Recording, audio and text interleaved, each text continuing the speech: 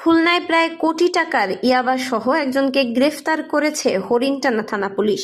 বুধবার দুপুর 11:15টার দিকে নগরীর কোয়াবাজার এলাকা থেকে 27,800 পিস ইয়াবা সহ মিলনমাল নামে এক ব্যক্তিকে আটক করে হরিণটানা পুলিশের এসআই রাসেল হোসেন। পুলিশের ভাষ্যমতে এটাই খুলনায় উদ্ধার হওয়া ইয়াবার সবচেয়ে বড় চালান। আটক মোহাম্মদ মিলন মুন্সিগঞ্জ জেলার লৌহজং উপজেলার বাসিন্দা বাবুল মালের ছেলে।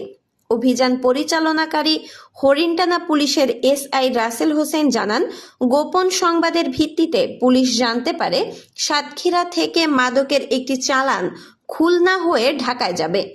এমন সংবাদের ভিত্তিতে পুলিশ কোয়াবাজারের সামনে চেকপোস্ট বসায়। দুপুর 11:15টার দিকে সাতক্ষীরা থেকে ছেড়ে আসা টুঙ্গিপাড়া এক্সপ্রেসের একটি গাড়িতে তল্লাশি চালায় পুলিশ। যাত্রী মিলনমালের আচরণ সন্দেহজনক হলে পুলিশ তার কাছে থাকা ব্যাগ তল্লাশি করে ইয়াবা উদ্ধার করে। পরে গুনে দেখা যায় সেখানে 27,800 পিস ইয়াবা রয়েছে। হরিণটানা থানার ওসি টিপু সুলতান বলেন, ইয়াবার এত বড় চালান আগে কখনো ধরা পড়েনি। আটক মিলনকে জিজ্ঞাসাবাদ করা হচ্ছে। এ ব্যাপারে মাদকদ্রব্য নিয়ন্ত্রণ আইনের মামলার প্রস্তুতি চলছে।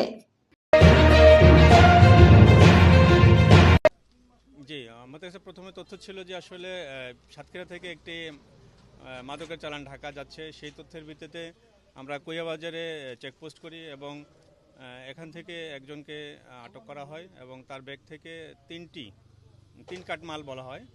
তো এখানে প্রায় আমরা এ পর্যন্ত আপাতত 25,000 প্লাস ইয়াবা পেয়েছি। আর তার কাছ থেকে আমরা জেনেছি যে তার বাড়ি মুন্সিগঞ্জের লৌহজং থানায় এবং এর আগেও সে ইয়াবার চালান নিয়েছে, যদিও সে অস্বীকার করছে।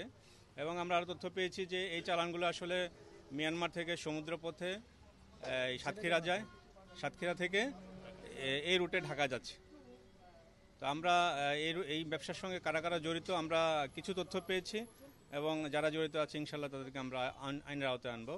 এবং আরেকটি বিষয় যে আসলে খুলনা মহানগরীতে এই প্রথম এত বড় ইয়াবার চালান ধরে পড়েছে। তো আমরা সবাই অ্যাক্টিভ আছি এবং ইনশাল্লাহ আরও বড় বড় চালান ধরতে পারবো। ধন্যবাদ।